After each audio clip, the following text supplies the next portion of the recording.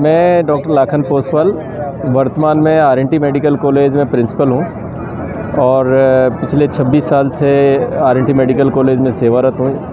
आर.एन.टी. Medical college एक बहुत ही प्रतिष्ठित संस्थान है। आज हम 60 दशक पूरे होने का कार्यक्रम कर रहे हैं। सर्जिकल ब्रांचेज में भी बहुत अच्छी ट्रेनिंग देते हैं जिससे कि वो बहुत अच्छे सर्जन बनते हैं। तो ये सब यहाँ के चिकित्सकों का, जो यहाँ के टीचर्स हैं, उनका योगदान है कि अच्छे स्टूडेंट्स निकलते हैं। या डॉक्टर साहब की हंसी सुन रहा है तो समझ जाएंगे कि यहाँ डॉक्टर लाखन पोसवाल बैठे हैं। सर इसका तो यही जवाब है कि जो ये हंसी है एक बार और इस हंसी से डॉक्टर साहब कहीं बैठे हैं तो आप पहचान सकते हैं।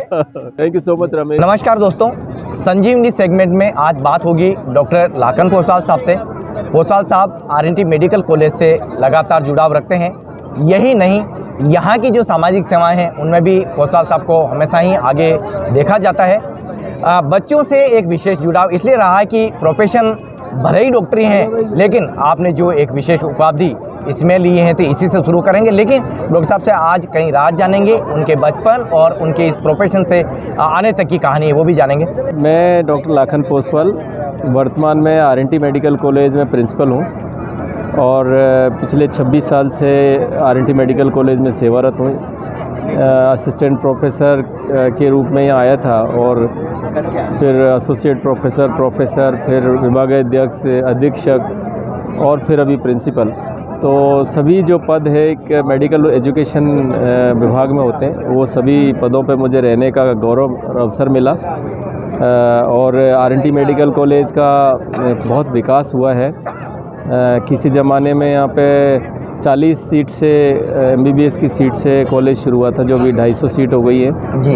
और PG की भी कुछ 50 सीट से शुरुआत हुई थी, जो अब 188 सीट PG की हो गई है। तो काफ़ी विकास सभी क्षेत्र में हुआ है। ICU के बेड्स बढ़े हैं। पहले 123 बेड का ICU था और वो बढ़ के फिर 350 बेड हुआ और अभी 700 बेड का ICU है। 3000 बेड्स इस पूरे हॉस्पिटल में, जिसमें सभी में सेंट्रल ऑक्सीजन सप्लाई हो चुकी है। कोविड का बहुत अच्छा मैनेजमेंट हमारी टीम ने किया और मुख्यमंत्री महोदय भी 3 बार यहाँ आए और हर बार उन्होंने तारीफ़ करी। और सभी विभाग जो है विकसित हो चुके हैं। Super speciality department, endocrinology, gastroenterology, GI surgery, nephrology, urology, oncology और ये सभी जो विभाग हैं सुपर स्पेशलिटी के, ऑन्को सर्जरी, वो विकसित हो चुके हैं। और आर.एन.टी. मेडिकल कॉलेज का पूरे भारत में एक विशेष स्थान है। जिस तरह से यहाँ से स्टूडेंट्स यहाँ पढ़ लिख के जा रहे हैं, वो पूरे देश विदेश में अपना ख्याति उन्होंने छोड़ी है। बहुत सारे मेडिकल कॉलेजेस के प्रिंसिपल्स हैं यहाँ से जो निकले हुए विद्यार्थी हैं, बहुत सारे इंस्टीट्यूट्स के डायरेक्टर्स हैं और ऐसे जो अपेक्स इंस्टीट्यूट्स हैं उनमें भी आर.एन.टी. मेडिकल कॉलेज के जो निकले हुए चिकित्सक हैं वो अपनी सेवाएं दे रहे हैं। सर, बड़ा चुनौतीपूर्ण कार्य होता है एक चिकित्सक का सेवाओं को लेकर, किस तरह से तालमेल बिठाया जाता है। और कहने में ये डॉक्टर शब्द बहुत अच्छा लगता है, लेकिन इस डॉक्टर बनने तक का जो सफ़र अगर हम देखते हैं तो क्या कहते हैं? ये एक किस्मत की बात है कि मेडिकल कॉलेज में हम आ गए। बाकी मैं गांव का रहने वाला हूं और वहाँ स्कूल भी 5वीं क्लास तक था और कोई ऐसे डॉक्टर बनने का सपना भी नहीं देखा था। पर किस्मत अच्छी थी, टीचर्स बहुत अच्छे मिले, वो टीचर्स गाइड करते गए, अच्छे दोस्त मिले, वो एक से एक आगे हमें मार्ग दिखाते गए।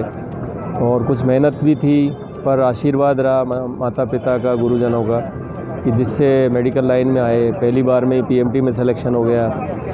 फिर अजमेर मेडिकल कॉलेज से मैंने MBBS किया। फिर MBBS के बाद पहली बार में मेरा PG में सिलेक्शन हुआ।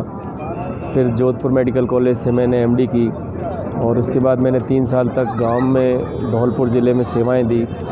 उसके बाद में मेरा यहाँ मेडिकल कॉलेज में सिलेक्शन हो गया और 96 से मैं यहाँ कार्यरत हूँ। आर.एन.टी. मेडिकल कॉलेज से आप जुड़ाव रखते हैं, किस तरह से देखते हैं? और देश ही नहीं बल्कि विदेशों में आज जिस तरह से चर्चाएं होती हैं, तो क्या कुछ कहना है? आर.एन.टी. मेडिकल कॉलेज एक बहुत ही प्रतिष्ठित संस्थान है। आज हम 60 दशक पूरे होने का कार्यक्रम कर रहे हैं और देश विदेश से करीब 2000 एलुमनाई यहाँ आए हैं। और यहाँ के जो स्टूडेंट्स हैं, जो पास आउट चिकित्सक हैं, वो बहुत अच्छी सेवाएं दे रहे हैं। यहाँ बहुत अच्छी ट्रेनिंग दी जाती है, बहुत अच्छी पढ़ाई होती है और बहुत वैरायटी के यहाँ पे पेशेंट्स आते हैं। सभी जो फैकल्टी मेंबर्स हैं वो बहुत अच्छे हैं, स्टूडेंट्स को अच्छा ट्रेनिंग देते हैं। सर्जिकल ब्रांचेज में भी बहुत अच्छी ट्रेनिंग देते हैं जिससे कि वो बहुत अच्छे सर्जन बनते हैं। तो ये सब यहाँ के चिकित्सकों का, जो यहाँ के टीचर्स हैं, उनका योगदान है कि अच्छे स्टूडेंट्स निकलते हैं। यहाँ पेशेंट केयर बहुत अच्छी होती है। करीब 6000 रोगी प्रतिदिन यहाँ दिखाने के लिए आते हैं। यहाँ हमारे 25 ऑपरेशन थिएटर्स हैं। करीब 150 के करीब रोज़ यहाँ सर्जरी हो रही है और डिलीवरी यहाँ करीब 60-70 डिलीवरी रोज़ होती है। हमारे यहाँ का जो महिला चिकित्सालय है, जो पन्नादाय राजकीय महिला चिकित्सालय, उसकी सेवाएं बहुत अच्छी सराहनीय है। राज्य सरकार की जो भी महत्वाकांक्षी योजनाएं हैं, चिरंजीवी स्वास्थ्य बीमा योजना, मुख्यमंत्री निःशुल्क निरोगी राजस्थान योजना, उसमें हमारा आरएनटी मेडिकल कॉलेज हमेशा अव्वल रहता है, स्टेट में नंबर 1 रहता है, रेवेन्यू के नाम पे या पैकेज बुक करने के नाम पे। कोविड में भी मैनेजमेंट हमारा अच्छा रहा। कभी किसी कोई रोगी को हमने मना नहीं किया एडमिशन के लिए। हमने रोज़ हम नए 40-50 बेड तैयार करते थे और इस तरीके से जितना हो सका हमने कोविड में रोगियों को बचाने का प्रयास किया। सर, एक बहुत बड़ा चैलेंज होता है डॉक्टर के लिए कि उसको बेस्ट करके देना है, और ऐसे में जब आरएनटी मेडिकल कॉलेज का आप अधीक्षक के तौर पे पदभार संभालते हैं, लेकिन कोविड के तो दोनों कार्यकाल देखते ही हैं, दोनों जो फेज़ हम देखते हैं, खासकर मरीजों और डॉक्टर के बीच में एक जो रिश्ता है, कई चुनौतियाँ हैं, उसके बाद में उसको मेंटेन करके रखना है, क्या कहते हैं? हाँ, चुनौतियाँ हैं, मगर मेरे को मेवाड़ में यहाँ काम करने का अवसर मिला और यहाँ के जो जनता है वो बहुत अच्छी है। यहाँ लोगों में काफ़ी चिकित्सकों के प्रति सम्मान है। यहाँ काफ़ी हौसला अफजाई भी करते हैं, सम्मान भी देते हैं, और कभी कोई चिकित्सा में उनको लगता है कि भाई जो अपेक्षा अनुसार कार्य नहीं हुआ तो काफ़ी सहनशील लोग हैं, जो कि ये वो अच्छी बात है। बाकी जो ज़्यादातर दूसरी जगह चिकित्सकों का काम करना कई जगह बहुत मुश्किल है, जहाँ की लोग ज़रा सी चीज़ पे हंगामा खड़ा कर देते हैं, चिकित्सकों को दोषी ठहराने लग जाते हैं। मगर मेवाड़ में ऐसा नहीं है। उदयपुर की जनता बहुत अच्छी है, यहाँ पूरा सम्मान देते हैं, पूरा प्यार देते हैं। और कोविड में जैसे हमने काम किया तो हर जगह लोग सम्मान, अभी भी सम्मान आयोजित करते हैं डॉक्टर्स के लिए। आप डॉक्टर पेशे से हैं और इसको बहुत प्यार भी करते हैं, लेकिन एक डॉक्टर बनने तक का सफ़र है। तो एक टाई हुआ करती थी, एक शूज़ हुआ करते थे, आज काफ़ी समय बदल गया है, बहुत कुछ लग्जरियस सेवाएं मिलती है। क्या कुछ कहते हैं उस दौर को और आज के दौर को? हाँ, ये बात ज़रूर है कि जैसे जैसे सुविधाएं बढ़ी हैं वैसे बीमारियां भी नई नई बढ़ी हैं, और चिकित्सक भी एक उसी समाज का हिस्सा है। जब दूसरे लोग जिस तरह की सुविधाएं और जिस तरह के संसाधन अपने व्यक्तिगत स्तर पर जुटाते हैं तो डॉक्टर की भी एक मंशा तो रहती है। फिर भी अभी इतना कमर्शलाइजेशन यहाँ नहीं हुआ है। लोग काफ़ी अभी सेवा की भावना से ही चिकित्सा पेशे में काम करते हैं। बहुत सारे चिकित्सक हैं जो कि रोगियों की, गरीब लोगों की सेवाएं करते हैं, गाँव में जाते हैं और निःशुल्क सेवाएं प्रदान करते हैं। तो अभी इतना ज़्यादा सुविधाएं बढ़ी हैं समाज में, एक कंपटीशन की भावना है। हर आदमी को लगता है कि मेरे पड़ोसी के पास में ये संसाधन है तो मेरे पास भी हों, मगर उसके बावजूद भी डॉक्टरों में अभी रोगियों के प्रति काफ़ी एम्पैथी है, काफ़ी सिंपैथी है, और वो सेवा की भावना से काम करते हैं। दोस्तों, ये जो सेगमेंट है, संजीवनी सेगमेंट, जिस पर्पज़ से हम बात कर रहे हैं, ये एक बहुत ही महत्वपूर्ण है, क्योंकि डॉक्टर साहब ने अपनी जो सेवाएं हैं उस दौरान इस कार्यक्रम को आयोजित करने का एक फैसला लिया था, और इस सुंदर आयोजन जो किया जा रहा है उसको लेकर के डॉक्टर साहब का क्या कहना है वो भी पूछ लेते हैं। सर, इस कार्यक्रम के पीछे की किस तरह की रणनीति रही है ताकि सभी दोस्त, जो कह सकते हैं कि प्रोफेशन से जुड़े हुए लोग एक ही जगह एकत्रित हो सकें? इस आयोजन का ये महत्व है कि देश विदेश में हमारे जितने भी यहाँ से निकले हुए चिकित्सक हैं वो सब आएँ, अपने अनुभव साझा करें, और आपस में जो बैचमेट्स हैं वो मिले, सीनियर जूनियर मिले, तो एक भावनात्मक रिश्ता जो संस्थान से है वो भी बना रहे, और जो आपस में अपने बैचमेट से, सीनियर जूनियर से है, अपने टीचर्स से जो है वो बना रहे। टीचर्स को भी बहुत अच्छा लगता है कि उनके जो स्टूडेंट्स हैं वो कहाँ कहाँ दूर दूर पहुँच गए हैं, कितने अच्छा काम कर रहे हैं। कोई डायरेक्टर है किसी इंस्टीट्यूट के, कहीं प्रिंसिपल है, तो ये इसका मकसद था। और क्योंकि 61 में कॉलेज की शुरुआत हुई तो 2000 21 में ही हमने 60 साल पूरे कर लिए थे, मगर कोविड के कारण हम ये आयोजन नहीं कर पाए थे। पिछले 2021 में इस समय कोविड का काफ़ी असर था, इसलिए 2022 में हमने किया है, क्योंकि अभी थोड़ा कोविड का इस पिछले कुछ महीनों से अच्छा चल रहा था, कोई इतने रेस्ट्रिक्शंस नहीं थे, इसलिए खूब सारी संख्या में लोग यहाँ आ पाए।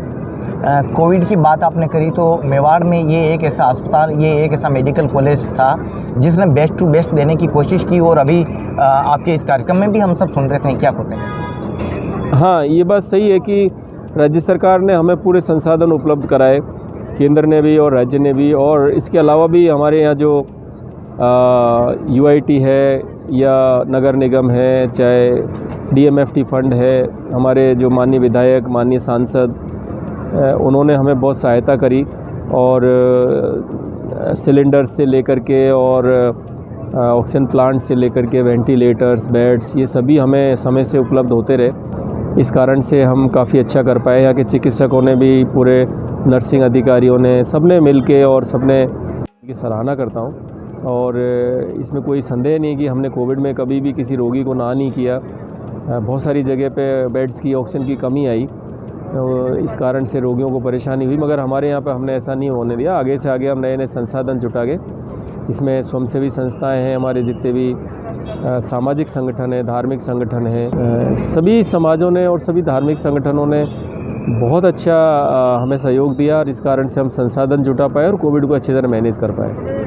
एक अहम सवाल, बच्चे भगवान का रूप होते हैं, और आप एक ऐसे, जिस ब्रांच से आप बिलोंग करते हैं, एक ऐसा आपको माहौल मिलता है कि आप सुबह से लेकर शाम तक बच्चों के बीच में ही रहते हैं, किस तरह का अनुभव करते हैं, क्योंकि बच्चों को देश का भविष्य भी कहा जाता है? ये मेरा सौभाग्य है कि मैं एक पीडियाट्रिशियन हूँ, बच्चों का विशेषज्ञ हूँ, क्योंकि सुबह से शाम तक मुझे बच्चों के साथ रहना पड़ता है। तो अभी भी मैं सीटी बजाता हूँ, बच्चे आते हैं तो उनको गोद में लेता हूँ, उनको उछालता हूँ, और वो मेरा एक सौभाग्य है इस ब्रांच में काम करने का। बीमार बच्चे भी यदि आप थोड़ा सा उनको प्यार से उनके साथ में पेश आओ तो वो आपकी तरफ मुस्कुराते हैं, हंसते हैं, और आपका जो जितनी भी परेशानियां दिमाग में आपके चल रही थी, क्योंकि आज के ज़माने में हर आदमी को कुछ ना कुछ स्ट्रेस तो रहता ही है लाइफ में, काम का स्ट्रेस है, सामाजिक पारिवारिक स्ट्रेस, तो उसके बावजूद भी बच्चों के बीच में हम रहते हैं जी। और बच्चे एक ऐसी चीज़ है जो कि माँ बाप को भी संगठित रखते हैं।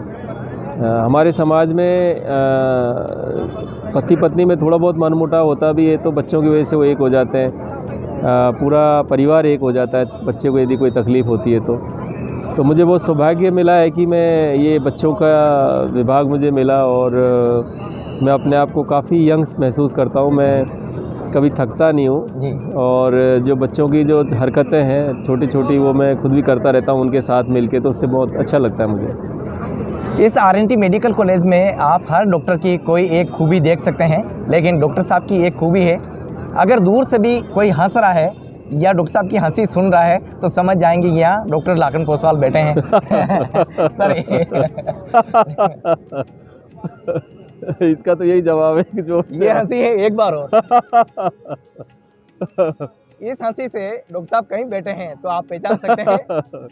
Thank you so much Ramesh ji. Sir, गलतियां समाज में सबसे होती है, लेकिन एक डॉक्टर पेशे में होने के नाते आप मरीज, समाज, सभी को क्या मैसेज देना चाहते हैं, क्योंकि सभी के साथ में कहीं कहीं हमारा बंधन भी उसी तरह का है। हाँ, गलतियाँ तो खैर हर इंसान से हो जाती है, मगर एक तो कभी डेलिबरेटली नहीं करना चाहिए, जानबूझ के नहीं करना चाहिए, क्योंकि हमारा पेशा ऐसा है कि बहुत संवेदनशील है, इसमें जीवन आदमी का होता है हमारे हाथ में, तो जहाँ तक हो सके मिनिमम कमियाँ होनी चाहिए, क्योंकि आपके यदि किसी जजमेंट की कमी से यदि किसी रोगी को कोई नुकसान हो जाए तो वो बहुत गलत एक बात होती है। इसलिए जहाँ तक हो सके मिनिमम एरर होनी चाहिए, संवेदनशील होना चाहिए, गलतियाँ यदि करते हो तो सुधारना चाहिए। हम लोगों के फील्ड में यदि आप अपडेटेड नहीं हो, पढ़ाई लिखाई सही टाइम से नई नई चीज़ों को आप आत्मसात करते जाओ, ट्रेनिंग लेते जाओ, वो बहुत ज़रूरी है। यदि आप अपना अपग्रेडेशन नहीं करोगे नॉलेज का तो वो आपको निश्चित रूप से रोगी को उतनी अच्छी सेवाएं नहीं दे सकते जितनी उनको अपेक्षा है। तो ये थे डॉक्टर पोसाल साहब, जिनका साफ कहना है कि RNT के मेडिकल कॉलेज का जो मैसेज है वो देश दुनिया में इसी तरह से चलता रहे, और जिस तरह से हमने डॉक्टर साहब से विभिन्न सवालों को लेकर बात की, इसी तरह से आगे भी बात होती रहेगी। बने रहिए हमारे साथ। धन्यवाद।